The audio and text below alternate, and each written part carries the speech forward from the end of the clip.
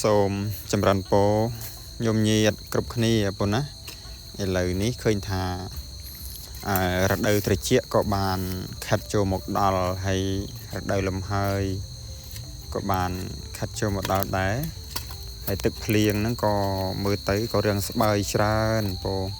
ក្រោយពេលដែលបានជួប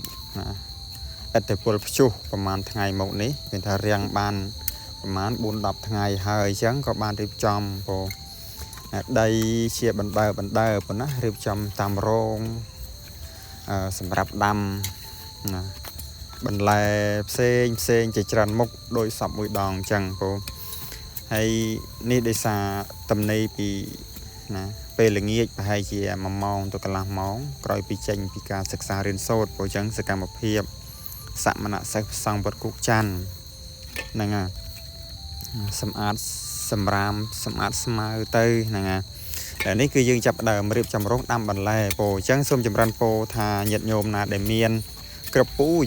សូមបិណ្ឌបាតផងញាតិញោមណាបិណ្ឌបាតក្រពូជព្រោះឆ្នាំនេះអត់ទាន់បានទិញអត់ទាន់បានទៅជាវញាតិញោមនៅកន្លែងអ្នកលក់ទេហ្នឹងហើយតែដឹងថាសេរីដាក់ពូជអីខ្លះប៉ុន្តែរោងយើងច្រើនញោម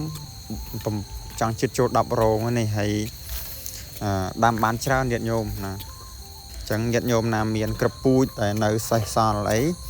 អាចយកមកប្រគិនបានដាំហ្នឹងហើយមានជាស្ពៃក៏បានជាបន្លែហូបផ្លែក៏បានជាបន្លែហូបស្លឹកក៏បានអញ្ចឹងសូមត្រូវការទាំងអស់ញោមឃ្លោកតឡាយលពើរនោងហ្នឹងគឺអាចយកទាំងអស់នឹងហើយបន្លែបែបជាអីហ្នឹងក៏ត្រូវការដែរអញ្ចឹងសូមញាតិញោមមកយកមកចោះព្រោះណាហ្នឹងហើយសូម